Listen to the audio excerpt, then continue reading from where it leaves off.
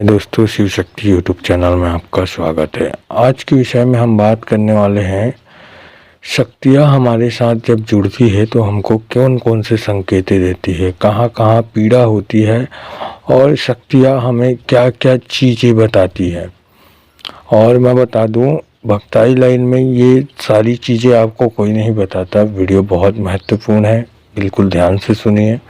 शुरू करते हैं वीडियो। देखिए, होता क्या है, जब हम पूजा पाठ करते हैं, हम भक्ताई लाइन में घुसते हैं, तो हमारे शरीरों में कई ऐसे ऐसे जगहों पर पीड़ा होना शुरू होती है, पर हम डॉक्टर के पीछे भागना शुरू करते हैं। डॉक्टर का पीछे नहीं छोड़ते हैं। क्या है, हम डॉक्टर के पास इंजेक्शन लगा लगा कर, दवाई खा खा कर हमारे पेट में इतनी गर्मी पैदा कर देते हैं कि हमारी जो कुंडलिनी शक्ति उठती रहती है ना, वो उठनी बंद हो जाती है, वापस से बैठ जाती है।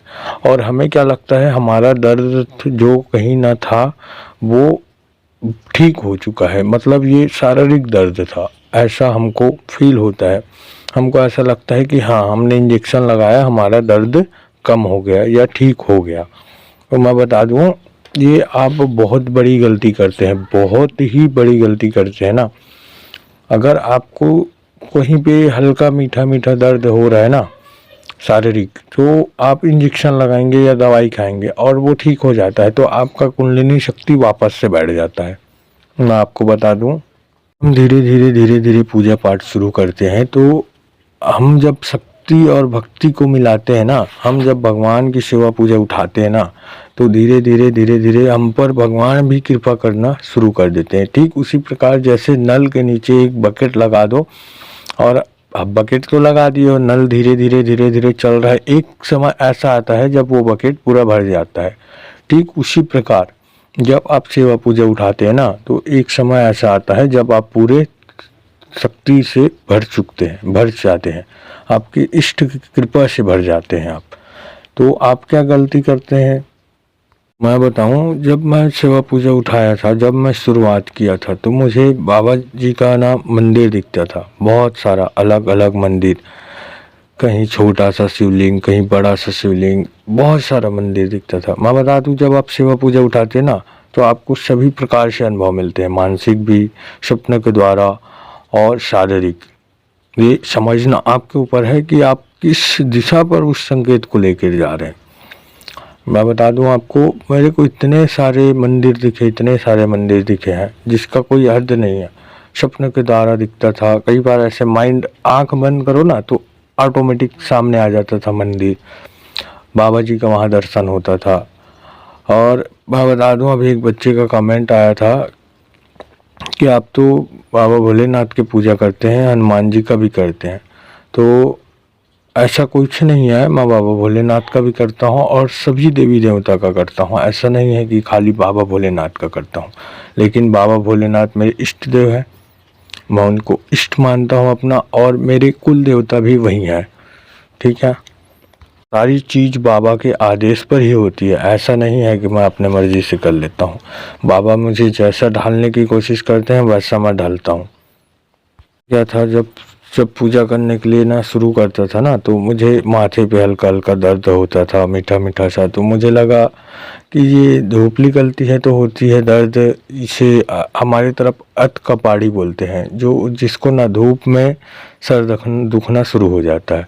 तो मुझे वैसी लगा, फिर वो धीरे से पेट में होना शुरू हुआ, फिर पेट से नीचे नाभि पर होना शुरू हुआ।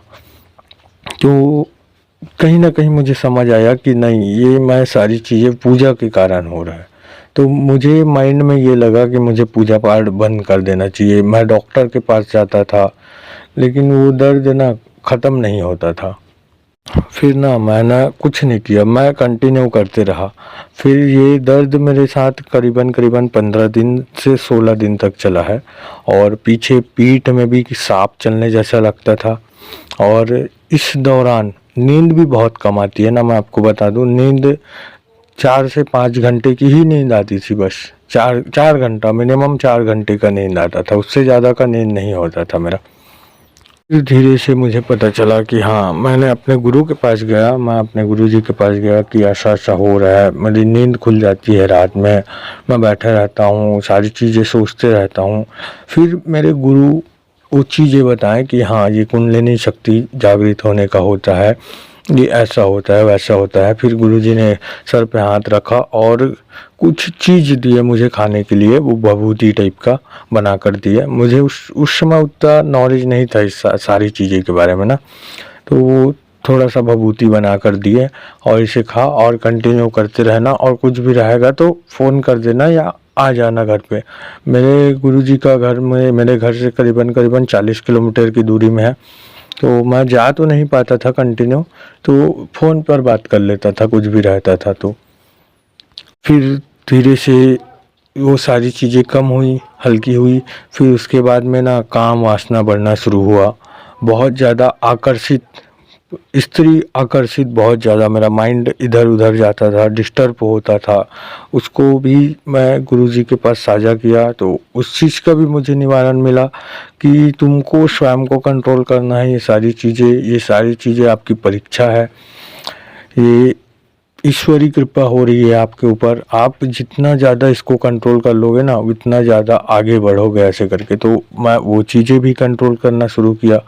फिर ना धीरे से वो भी चीज़ कंट्रोल हुई और वो भी कम हुआ। धीरे से ऐसा पता चलता था कि कोई घर पे आने वाला है आज, या मैं यहाँ जाऊँगा, हाँ, ये चीज़ होगी आज, हाँ, होगी, हाँ, इसका लड़का होने वाला है। कोई गर्भवती लेडीज़ दिख गया तो हाँ, इसका लड़का ही है, पक्का है। हाँ, इसकी लड़की है, अरे यार इसके साथ एक्सीडेंट होने वाला है। ऐसा ना धीरे-धीरे ना माइंड में आभास होना शुरू हुआ और वो चीज़ें ना प्रैक्टिकल मैं जब देखता था ना तो वो चीज़ें होती थी, रियल में होती थी। मैं उस दौरान ना एक प्रेग्नेंट लेडीज़ को ब्लड देने गया था, तो उसकी तबीयत थोड़ी-सी ख़राब थी, उसको ब्लड का ज़रूरत था, तो मैं ब्लड दिया और वो उसके पिता से जब बात किया ना तो आपकी लड़की होगी, बहुत अच्छी होगी, 2-2.5 किलो की होगी, ऐसे करके मैं बोला था। उसके बाद नेक्स्ट दिन उसकी लड़की आई और उसने मुझे फ़ोन करके बताया कि भैया मेरी लड़की हुई है और 2.5 किलो की है, एकदम स्वस्थ है, माँ भी ठीक है, बच्ची भी ठीक है। तब ना मेरा जो ये सारी चीज़ें थी ना वो एकदम, मतलब पहले तो मुझे ऐसे ही लगता था, फिर वो विश्वास होना शुरू हुआ कि हाँ, जो चीज़ मैं बोल रहा हूँ वो हो रहा है, मेरी माइंड में जो आ रहा है वो हो रहा है।